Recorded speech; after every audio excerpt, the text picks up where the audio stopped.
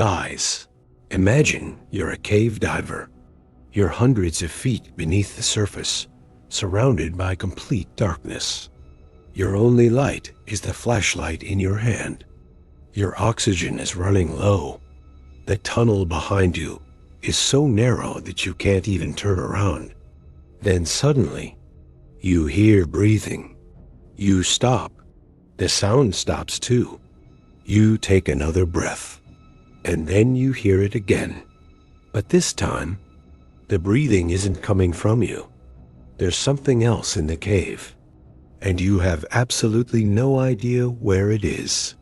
So tell me, if you were trapped down there with almost no oxygen and no way to see what was hiding in the darkness, what would you do? This is the story of what happened inside the underwater caves Vortex Spring. It was a cold night in November when Ben arrived at Vortex Spring in Florida with his friend. During the day, the spring looked peaceful. The water was remarkably clear, and sunlight reflected off the surface. But beneath that calm water was a completely different world. Deep underground, ancient limestone formed a maze of narrow underwater tunnels and dark chambers. Some passages were so tight that a diver could barely squeeze through them. Once inside, there was no sunlight, no sound from the outside world, and very little room for error. Ben was an experienced diver and had always been fascinated by underwater caves. That night, he checked his oxygen tanks, tested his lights, and prepared his equipment. Then he entered the water. His friend watched from the surface as Ben's flashlight moved deeper into the spring. The light became smaller. Then it disappeared completely. At first, nobody was worried. Ben was expected to return. But 10 minutes passed, then 30, then an hour. Still nothing. His friend began calling his name from the surface. There was no response.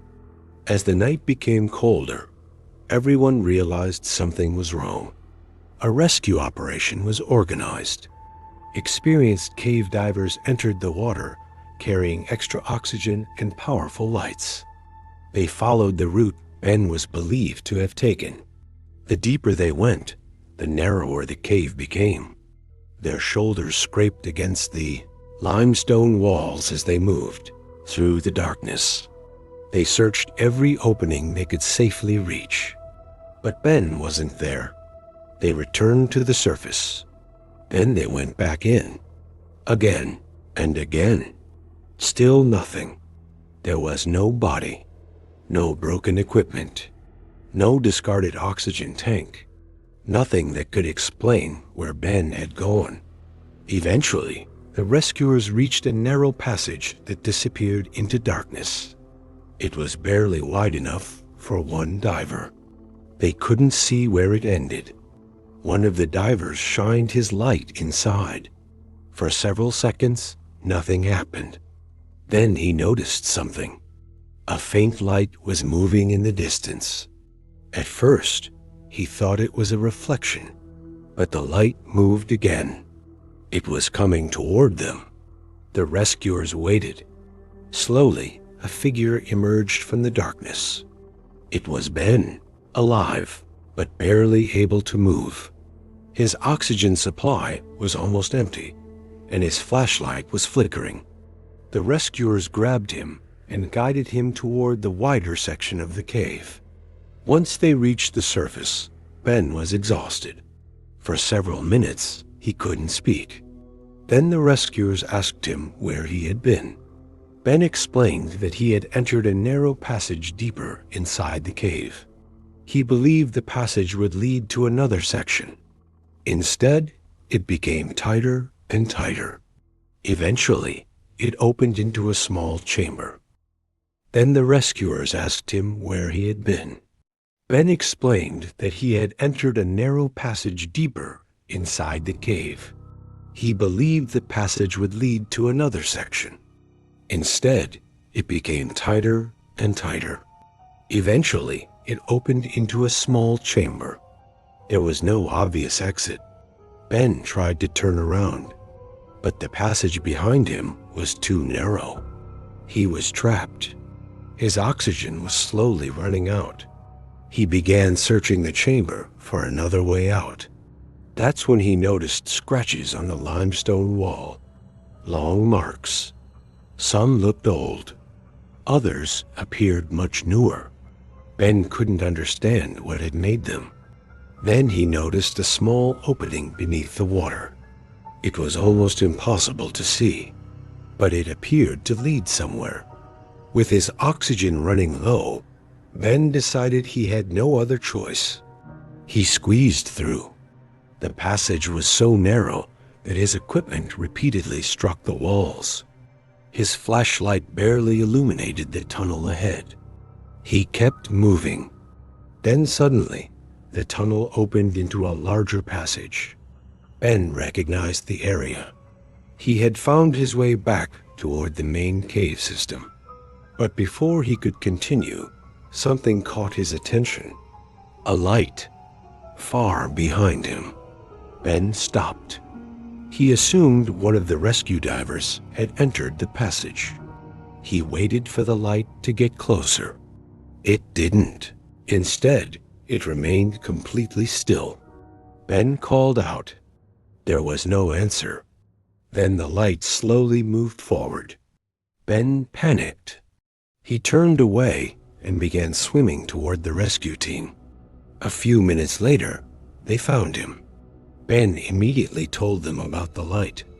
But there was something strange. No diver had been behind him. Every member of the rescue team was accounted for. They returned to the area Ben described and searched it carefully. They found nothing. No second diver. No equipment. No light. They also tried to locate the hidden chamber Ben had described. They couldn't find it. The passage appeared to end at a solid wall of limestone. Ben eventually recovered. But after that night, he never went cave diving again. He refused to return to Vortex Spring. When people asked him what he had seen inside the cave, he rarely answered. He simply said that the darkness down there was different from ordinary darkness. And whenever someone asked him about the mysterious light, Ben would change the subject. Maybe exhaustion had affected what he saw. Maybe the light had been a reflection. Maybe he had discovered an unexplored section of the cave and become disoriented. There are many possible explanations. But one question remains.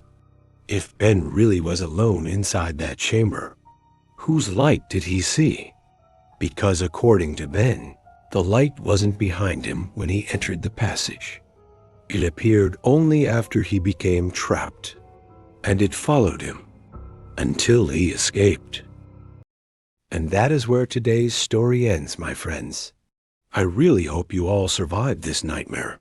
If this story scared you and you liked it, please go ahead and hit that like button. If you're new to the channel, don't forget to subscribe so you never miss an episode. I'll see you in the next horror video. Until then, goodbye.